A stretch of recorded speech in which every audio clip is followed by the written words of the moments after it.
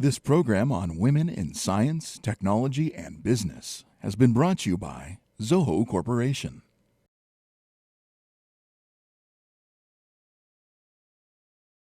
Hello and welcome. I'm Kamla. With me today is my guest, Shalini Govil-Pai. She's a Senior Director of Technology Solutions at YouTube Google, and she's also the author of 2 books on graphic design. Welcome to the show, Shalini. Thank you, Kamla. Thank you for having me. When was the first time you used a computer? It was a long time ago. I was a teenager.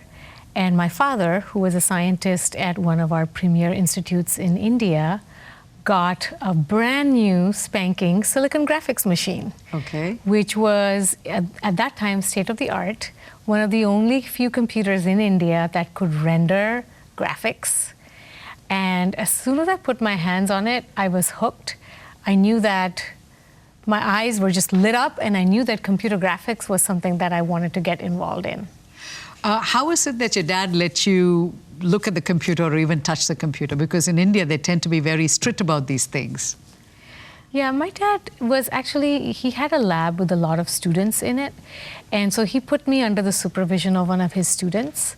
And so I was allowed to use it only at certain times of the day, and I always had the student next to me while I was using it. So it was supervised. Not unsupervised. It was not unsupervised. So was this, I haven't seen an SGI machine, so I can't talk, but was it color? Was it in color? It was in color, it was in 3D, so you could model spheres and simple objects, which was what my father's lab was doing, because they were modeling chemicals and proteins, which was what he was doing research on, and that's what they were using it for. So when the time period that you're talking about is when computers had actually not entered India in a big way? Not at all. In fact, a couple of years after that, when I joined my undergraduate program, we were on VAX, on the big VAX mainframes with the green screen Unix machines, and even when I came to the United States to do my master's, we were using that for a couple of years. So it was really state-of-the-art. You probably used Emacs. Yes. Email. Pine and Emacs. Pine and Emacs were some of the few softwares we used. So you saw your first SGI machine, a graphics machine, when you were a teenager, and then you got hooked into computer graphics. How did you think you were going to do computer graphics if you're working in a monochrome world? You know, it was more the vision of where it could go. So it was the computer graphics. You could see the early stages of it with this computer that my father's lab had. In 1986, Pixar released their first computer animated story, which was Tin Toy, and it was very simple objects. If you look at what the movie was, they had just rendered objects through spheres, simple spheres, and simple cones, just simple shapes, and rendered them. But the whole story that they put together was amazing and breathtaking. And so it was just the vision of what computer graphics could get to, more than what it could do today. And there was also the Star Wars movies, right, which had launched around that time, where they again had used computers for much more of the special effects in it. And so it was just like a leading edge indicator. This is where it was headed. And you're hooked. And I was hooked. I grew up in Bombay, very much of a fan of Bollywood, and I always wanted to do something which took into the fact my math and computer passion and combined it with movie making. So that was kind of always where I wanted to get to. Before we come to YouTube, let's take a quick detour, because you wrote 2 books and both were in computer graphics. Who did you write the books for? It's a really interesting story. So when I joined Pixar, I was really it was my passion that drove me to computer graphics. It was my passion that drove me to Pixar, to join them when they were a really small company. Nobody really knew about them. And that passion kind of reflected in everything I did and I talked about. We were just talking about, I bought an Amiga machine, which at that time was again state-of-the-art. But now, of course, that company is defunct. But I just did all these things because of my passion for graphics. And my husband kind of got caught up with it, and he was like, I want to really learn this. How can I learn it? And there were no books to help him understand how to learn computer graphics. And so we thought, okay, why don't we just write a book together? Because if you're struggling with it, there must be so many other people who are struggling with it. And that really inspired us to write the book. And then it got accepted as a basic computer science textbook for universities. Here in the U.S.? In the U.S. Mm-hmm. Okay, so is your husband an engineer? My husband's an engineer, and we actually met at my undergraduate. Okay, so he was not able to find a basic go-to book to learn computer graphics. Yeah. And the second book was what? It was a continuation of the first. Okay. So it was also basic, but since technology had advanced, it was a book that kind of showcased that advancement. And did your husband learn computer graphics? He did. Okay, so you succeeded in that goal. So I succeeded in that goal. Let's go back again to you as a teenager. Were you good at math and science? Yes, I was definitely very good at math and science. And it helped that your dad was a scientist? It helped very much that my dad was a scientist. It helped very much that the school that I went to, we were all pretty much there were a group of 10 of us that were all very much into math and science. And we competed, but it was all very friendly competition. And there was never any insinuation in anyone's minds that, can girls do computers or can girls do science or math? It was just a group of kids who just enjoyed it. So you didn't feel differentiated? Never. As I was growing up, never felt differentiated. And what about your mom? Did she help you in your homework or math and science? Yeah, so my mom was an artist, and so she really loved art, and that kind of also inspired me a lot about computer graphics because it blends art and science. And so I think it really kind of reflected that perfect harmony of, what can I do with my math and science skills that also reflects the artistic side. So did you then very early on decide that you wanted to be a computer science major? You wanted to pursue computer science? When did you hear about computer science as a subject? I think I heard about it a couple of years before I joined my undergraduate program. The silicon graphics machine, the stuff that Pixar was doing, I knew that that's what I wanted to do. And so I had already made up my mind that when I joined undergraduate, it would be in computer science and that it would lead to a major in computer graphics. So I knew it pretty early on. How did your family react when you said you were going to do computer science?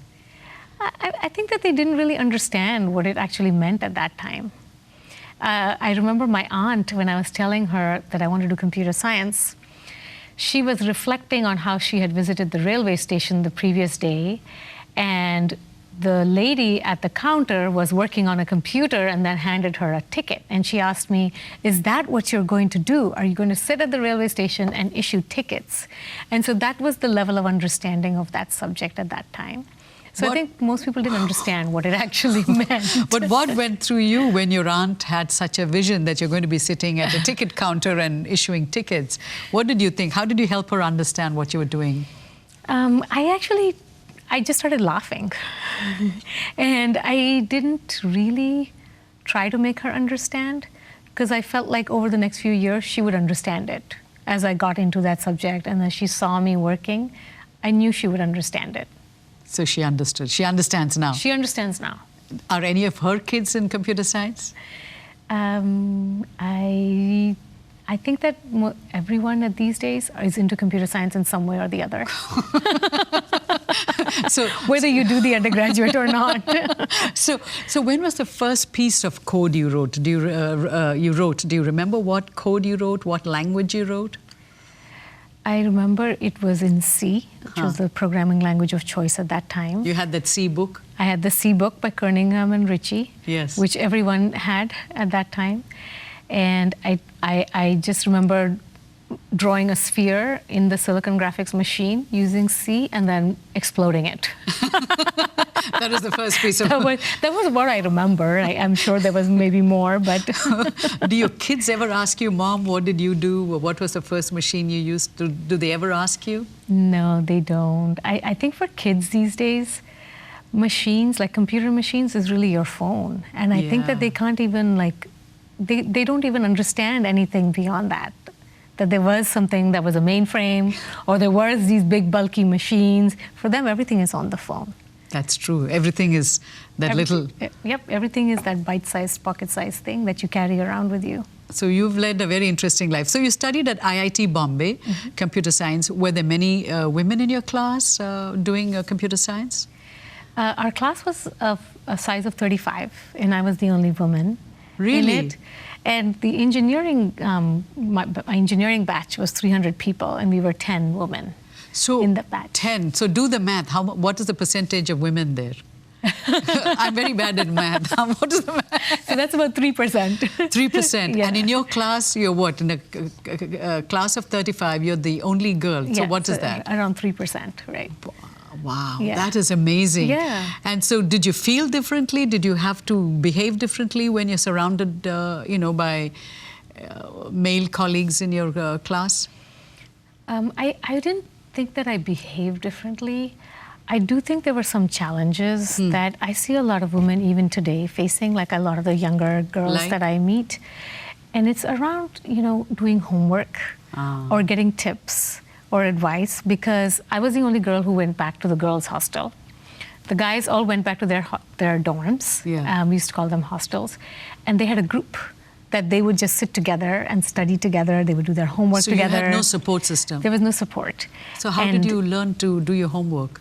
Initially, it was just a struggle. You just had to do it yourself. Sometimes I would lean on the professors, and the professors were really kind and gentle, and they would help. They would go out of their way to help. But it was a challenge. I think over time, I became friends enough with the guys that we started doing homework together, and that we would stay in the class after hours and finish homework. But it was always a challenge. So you're saying that you hear similar challenges exist even today? Yeah. When I talk to girls in colleges, I hear very similar challenges. And it's all around doing homework, understanding concepts, getting tips from your seniors. Just because there's so many more seniors who are men than there are women, that just naturally, steers you towards men getting much more support than women. And I think that those challenges do exist still. So what do you offer these girls in terms of advice? What tips do you give them that they can overcome these hurdles in doing their homework? I think it's a lot about just going out and finding the right support, regardless of whether it's a man or a woman. I think a lot of people I see these days, they try to go back to their dorms and do things by themselves. And I actually recommend that you really try to stay back in the class and get a support system going where people can stay back in the classrooms and just do homework together, get tips and ideas together, rather than going back and trying to do it all by yourself. So in some ways you learned what the IIT system teaches its students, that is, break down the puzzle into small bite sizes and be solutions oriented. Yep, yes. Right? Solutions orientation is definitely one very good learning I've taken out of IIT. So that has helped you? Yes. Okay. So then from Bombay, you go to Philadelphia and you go to Pennsylvania. What prompted you to go there and not to any other school in the US? So my advisor was actually from Penn State. He was advising at IIT and at Penn State, and he had recommended me to Penn State. So it was just kind of a natural conclusion that I went there. And I did graduate with a specialization in computer graphics, which is what I wanted to do. Your dream was achieved. My dream was achieved. I think I was harassing the people at Pixar every day. Really? As I was graduating. I can't imagine you harassing them. I would call them, I would send them emails, because I just knew that that's where I wanted to be. Really? You did that? I did do that. You called them? And I used to call them, I used to talk to them, I flew down on my own to meet them. And then eventually when they had a role open, I was the first person they called. So how did you decide? What gave you the impetus to call them? Because you're from India, and usually people tend to be a little bit shy. Yeah. They're not outbound that much. Yeah. So what prompted you to call Pixar? I was shy, but I was very focused. And this was my end objective. It was either Pixar or it was Lucasfilms. And I was calling those two companies pretty regularly. Really? Yes. This is, the internet was on at that time, right? The internet, when I came, had just started with Mark Anderson and his company, Mosaic. And so there was some semblance of it, but there was Gopher at that point. Yes, Gopher. There was the bulletin boards. So that's how you found the phone numbers. Yes, and then there was a conference called SIGGRAPH, which is still popular for graphics, which published this annual report on the state of art of computer graphics, and it had contact information there as well.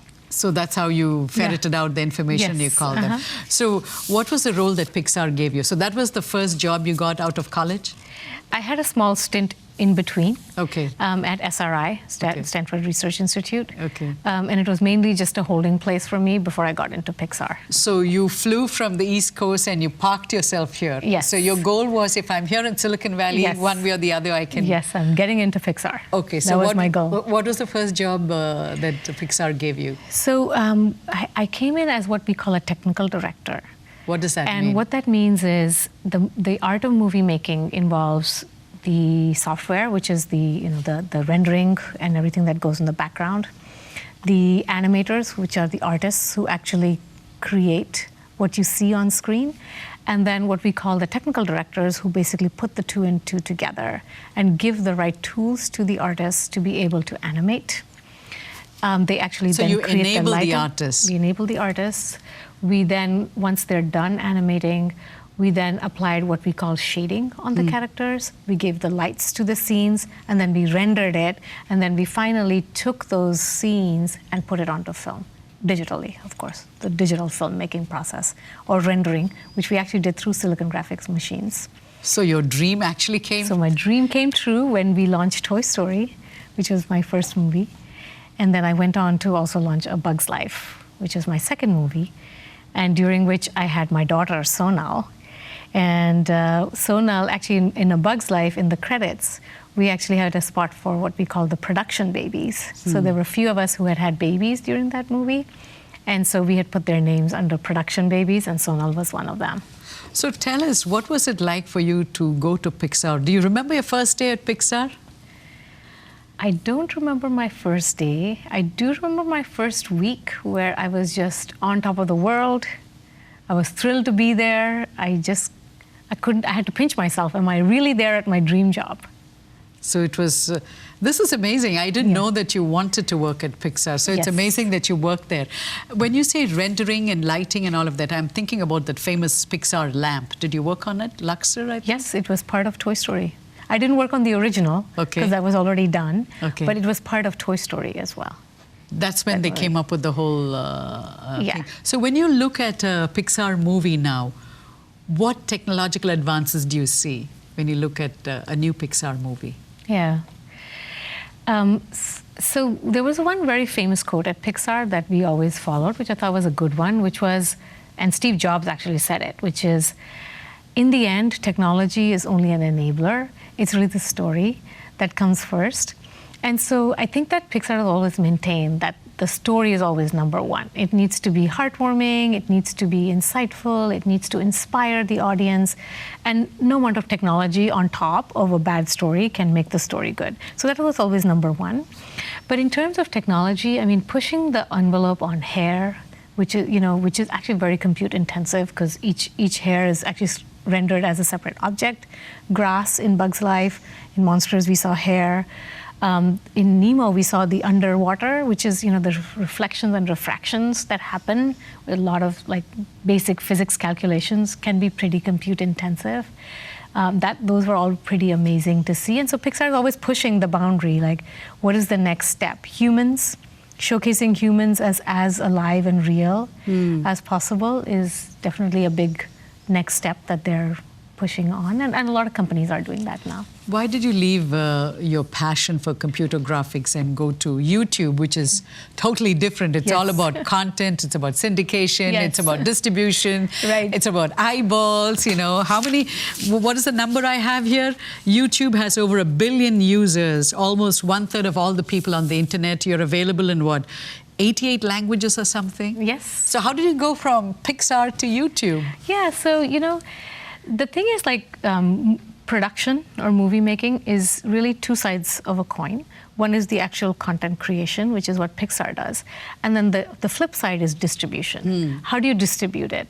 And so in the early days, things were distributed through theaters, and there still are to a large extent. But, as I was working at Pixar and the online revolution was happening, again, of course, I'm very passionate about computer graphics, I still am, but I'm also very passionate about technology and what's emerging. And that's what led me to Pixar, right? Because at that point, computer graphics was emerging. And as I saw the internet kind of taking hold, it was really clear to me that distribution models were being disrupted, that they were going to be disrupted. And YouTube had just started.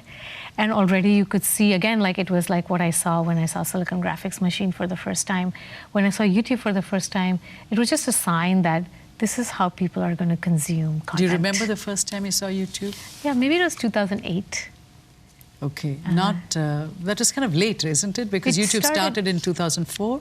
2005. Okay. Around that time, yeah. So, but as soon as I saw it, I knew, even though it was very user-generated, which is, people putting up Charlie bit my finger or home videos, it was clear to me that there was a phenomena that was going to happen where content was going to be seen through the internet. As bandwidth expanded, as people got more comfortable, it was clear that that was going to be a distribution mechanism. And that's really what changed, what flipped for me, is how can I help these content creators like Pixar use these new distribution methodologies, use these new technologies to actually distribute their content, make content in different ways. So that's what got you interested in YouTube. Yes. Now, there's a very interesting connection between Silicon Graphics and YouTube. The gentleman who was the co-founder of Silicon Graphics is, what's his name? Of Silicon Graphics, Jim Clark. Jim Clark's son-in-law yes, that's is the right. co-founder of YouTube. Yes, that's so right. it looks like you want to stay with one family. Maybe. I should write a letter to them. So have you met Chad Hurley? Yes, in the early days. Okay. Yeah, when did you join YouTube? So I joined Google in 2006. Okay. And then so within a year of seeing your first YouTube video, you were like determined to join YouTube? Yeah, so I joined Google first. And I was in Google AdWords for a couple of years. Then I was on Google TV, which is now Chromecast, which is another distribution mechanism. And then I joined YouTube in 2008, 2009. Okay, and so you've been there for a fairly long time, and during the time that you've been there, technology has changed, so you went from SGI, now your kids are watching everything on their phones. That's right. Right? So we were all addicted to our little devices here. What are the challenges that you see that creators have to overcome? Because you help them distribute their content. So what do you think, do you have any tips for creators on what they should be doing? I think the biggest challenge for creators, well, I think two things. One is the beauty of it all is that anyone can be a creator now.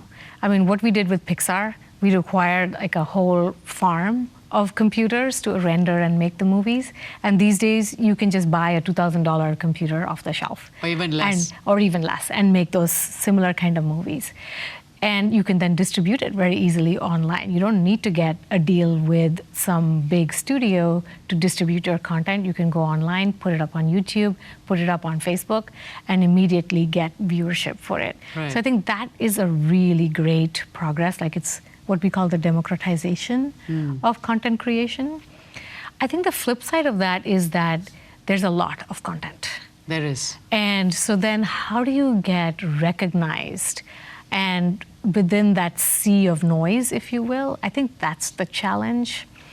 And again, I don't think it's a new challenge. Like, people, when they wanted to get discovered by Google, did a lot of SEO work. How do you make sure that people find you? People who are looking for you find you. And Google is trying its own recommendations as well to make sure that it can surface to you the content that you want to see through all the noise. And we do that on YouTube as well. But I think that's the challenge for creators. So Google has launched its Daydream headset. So what do you think is going to happen with VR and AR-related content on YouTube? So we have VR content on YouTube, and you can also view it just as a 360-degree pan. Okay. In fact, I was just yesterday, Mark Zuckerberg had posted a 360-degree video of him and his son. It was really interesting to watch it, like home videos. And that's always the beginning, right? Home videos are now becoming 360 enabled. It's hard for me to say like where it's going to end up. I'll tell you, like, that early segue I had taken at SRI before I joined Pixar, I was actually working on virtual reality. Really? I was doing virtual reality for the military. Okay. At SRI, where we were developing virtual reality techniques for flight simulations. Right. So how can we get pilots to kind of be within the mode of actually flying, right, but within the encompass of a virtual reality environment? And so it's been around for a while. I think at this point, it's finally taking off, that there's enough content creation mediums that people can avail of in a relatively inexpensive manner. There's enough distribution vehicles for people to actually use and watch and experience that content. So I think that those two things have finally come together. And what kind of content is going to emerge, we have to see. Right now, if you think of it, it's mostly like, okay, I see it, I experience it, I feel like it's great, but that's it. And after 5 minutes, I'm done. It hasn't yet created that much of a compelling notion that I want to be within it day in and day out. So we'll see how that evolves. I think gaming is definitely one of the big ones. And gaming is something that's done on YouTube? Gaming is, you can watch gameplay on YouTube, but you don't do actual gameplay on YouTube. So YouTube is more of a video watching site. Do your kids have VR headsets? We have the cardboard, which is the Google, the Google one. We also have Google Glass. We have every device that you can possibly think of. And right now it is a little bit gimmicky. but that's how it all starts. Right? My last question, we have less than 30 seconds. Yeah. What do your parents think of you now? My parents are actually visiting me right now, and I think they feel immensely proud and happy that I chose the path that I did. And do you talk to your dad about your SGI machine? I have told him in the past, yes, that his SGI machine is what inspired everything, and it was no looking back from there. Okay.